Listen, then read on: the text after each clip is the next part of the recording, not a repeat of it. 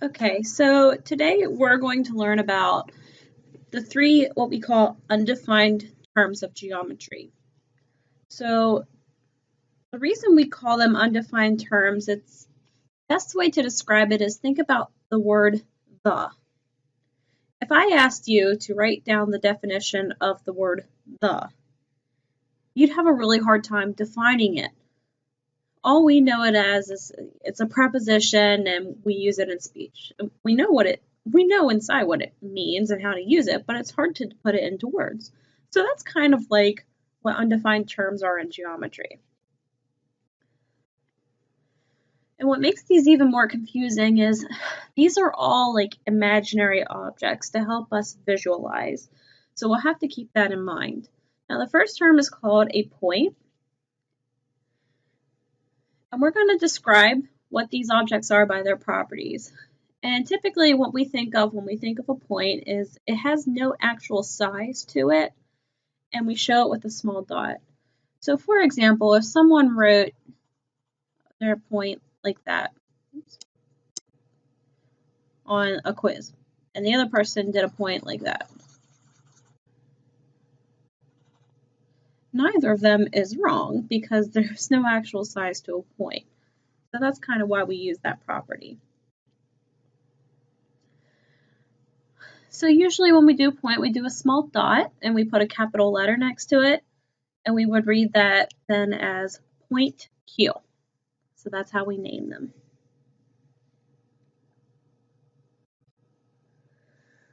The next figure we have is a line. And its properties include that there is no actual thickness. There's no real size to a line. Again, if you drew a line, one person drew a line this thick, and the other person drew a line this thick, no one's wrong. We just don't have a definite size to a line. Lines extend forever in both directions. And the third rule is you can connect any 2 points to make a line. And I mean, the best way to do it is through example. So if I draw a point right here and I randomly draw another point here, no matter where I put those points, I can always connect them with a line. That's always going to happen. So we want to say that any 2 points can always make a line.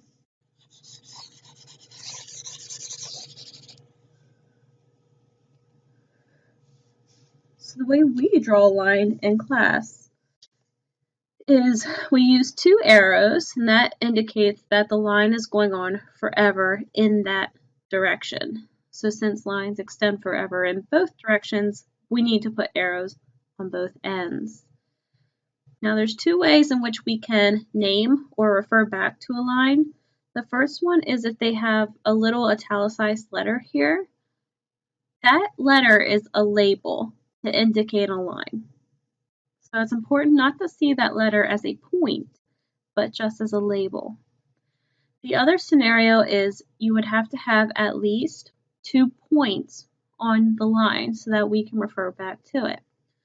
The reason I need 2 points is because there's no other line in this world that will go through T and R except for this line right here.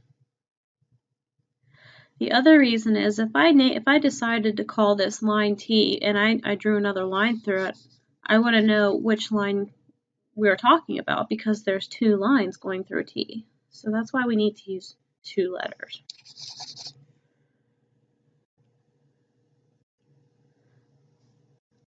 So the way we pronounce these, first scenario would just be line and then whatever the letter is. So we call this line M. The other scenario is we could call the second line RT or line TR.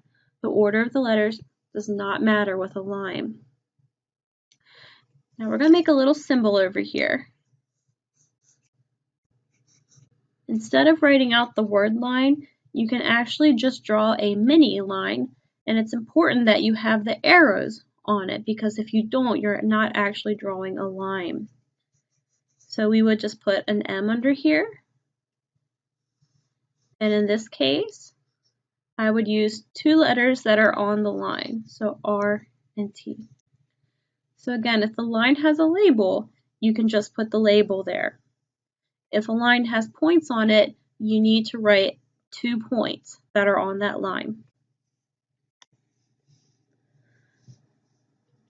The last figure we have is called a plane. And the properties that are associated with planes are there are no actual size. So planes can be as big or as small as you decide to imagine them. In order to make a plane, you need to have 3 what we call non-collinear points, and we'll actually talk about that in a couple slides from here. But usually when we draw a plane, we try to use either a quadrilateral, a 4-sided figure, or we use a triangle, since you need at least 3 points, and a triangle has at least 3 points on it. Typically what we see in geometry is we'll either see a rectangle or we'll see a parallelogram. Usually we draw 4-sided figures for planes.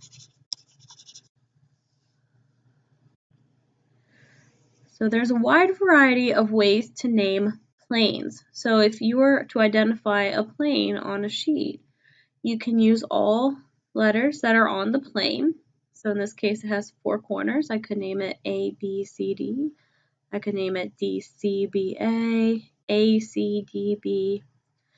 Or you can just use 3 letters and we would still know what plane you're talking about. So if you decided to call it ADB, that would be okay because there's only one plane that will ever go through ADB.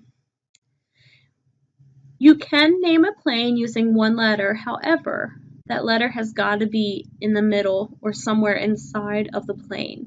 So I could not call this plane D. I could not call it plane B. I'm allowed to call it only plane E. So we have to watch out for that.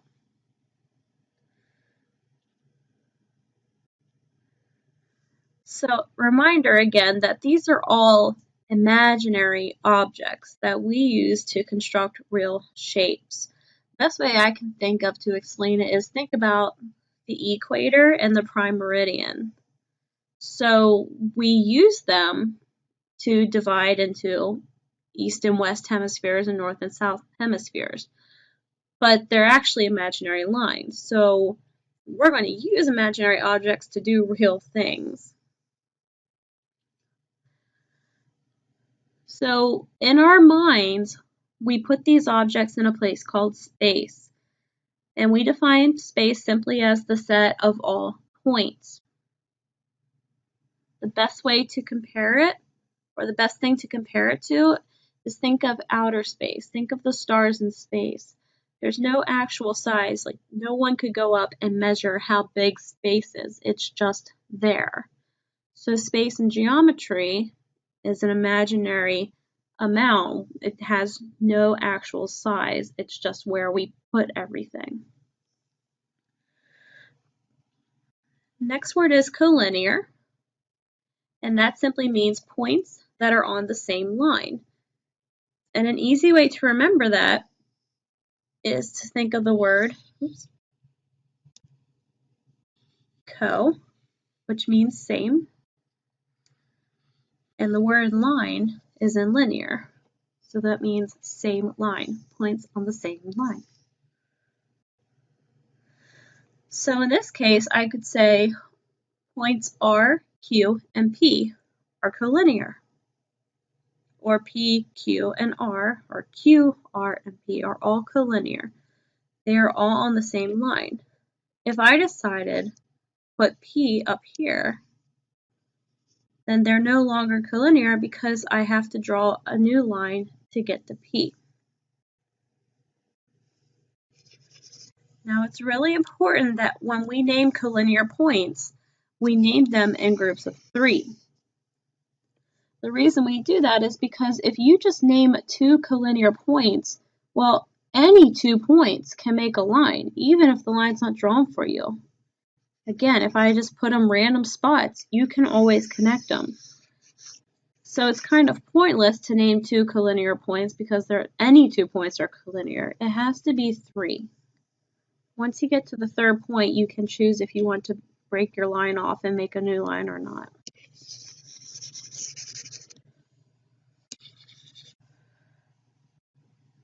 The last word that we have here is coplanar.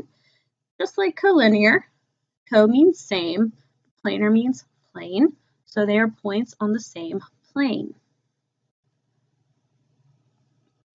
So I could say that A, B, T, and M are all coplanar. So the rule with naming coplanar points is you need a group of 4, since technically any 3 non-collinear points can make a plane. So I have to name my planes, I have to name coplanar points in groups of 4 or more. So we're going to do a little practice. You're supposed to name 3 collinear points and 3 non-collinear points.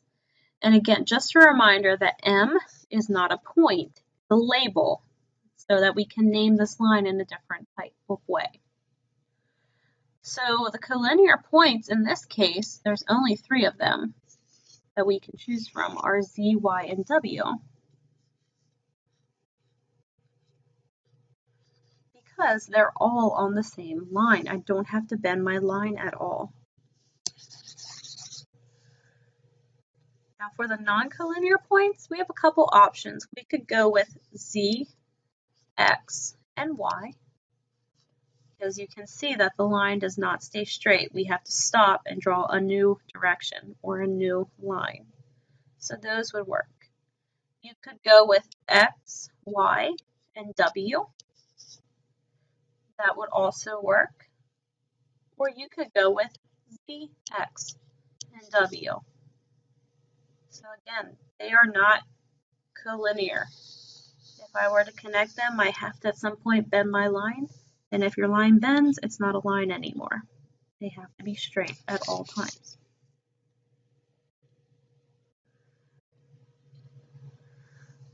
Next, we're going to try our hand at planes. So the key is to identify how many planes are in this picture. Now remembering that a plane means a group of 3 or more non-collinear points. So we have to think of a plane as a surface. So for example, the top plane. Even if you use 3 letters to name the plane, that is indicating a dimensional surface. So E is also on this plane. We don't cut out E just because we want to name a triangle. We have to include that because it is on that dimensional surface. So that's one plane. We have H, G, F, E. Now you could name it using any of these 3 letters, but the directions say to use 4 capital letters, so that's what we're going to do. So we're going to go around the box here because boxes have 6 surfaces, and we're going to name the next 6. So I'm going to do the front, which contains letters E, F, D, and A. We'll go to the left side, and we'll have H, E, D, and A. We have the right side, which is F, C, G, and D. We have the bottom to be A, D, B, C. And we have the back, which contains points H, G, C, and D. So we have all 6 surfaces of our box. However, we are not done. The reason we're not done is because we have to think of planes that are not drawn. And we have to remember that any group of 3 non-collinear points makes a plane. So for example, G, B, A, H. we imagined a diagonal plane in our cube, well, that's another surface and it contains 3 or more non-collinear points. So that is a plane. It's just not drawn for us, and it doesn't need to be drawn for us. We have points that we can name it with. So we need to include A, B, G, and H.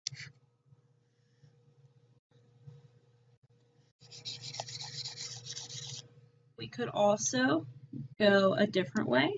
We could go from E to D, C to F. We could go that diagonal route.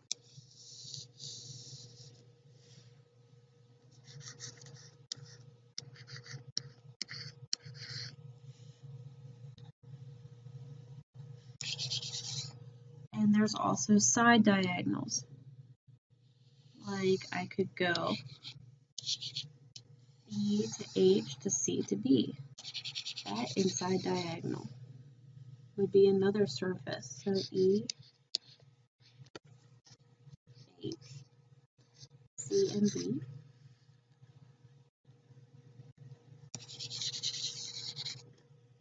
And the last one we'll name is if I do, it's kind of hard to see, but C to F to A to D would be another diagonal. So we're going to write G, F, D, A.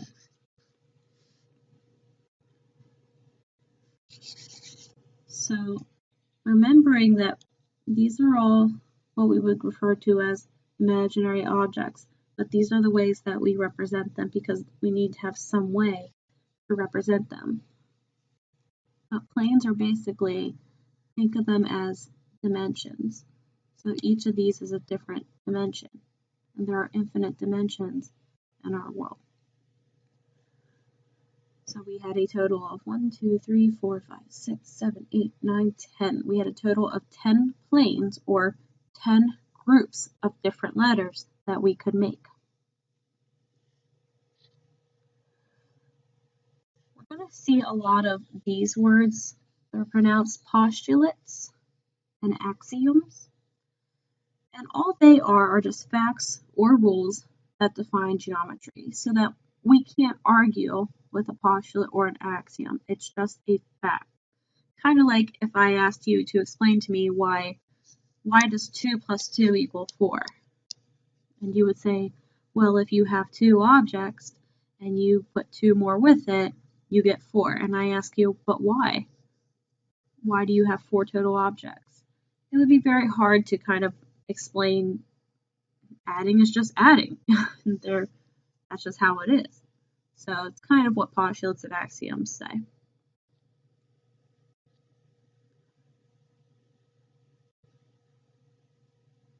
So we have 4 postulates that we need to go through.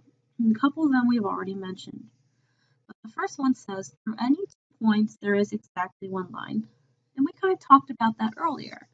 Like the points A and B. There's no possible way that you can draw a line, a different line that goes through both points. You would have to bend it at some point, and it won't be a line anymore.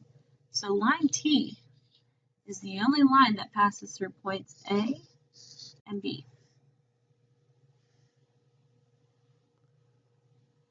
Rule number 2. If 2 lines intersect, they'll always intersect in exactly 1 point. The only exception to this is if sometimes if we're graphing the same line over top of itself, that would intersect at all points, but we will not see that in geometry. That's more of an algebra topic.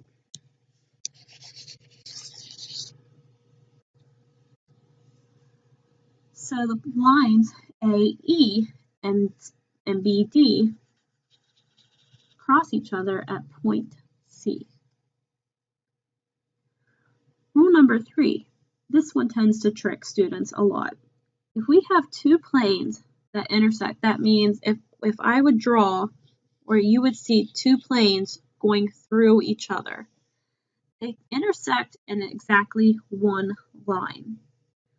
So the point or the place where these 2 planes cross each other is across line ST.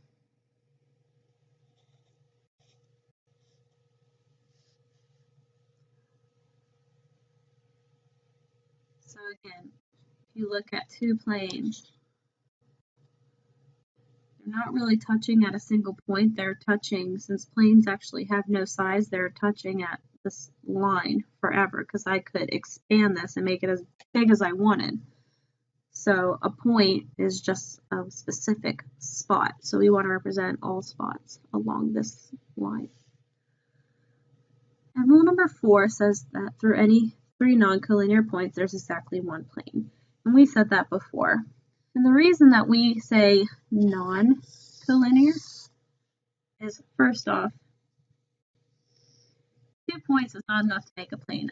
This does not tell me what surface or what dimension I'm working through. I need to put a third one in there. Now I know, oh, okay, we are working on this dimensional surface. But if I choose to do 3 collinear points,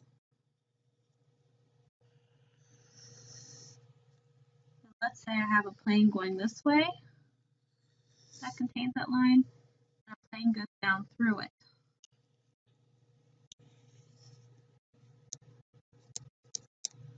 And we'll call these R, S, and T. So if you were talking about this bottom plane, this surface right here, and you named it plane RST, I don't know which plane you're talking about, because this plane going down through it also has R, S, and T on it. So 3 collinear points will not determine a plane.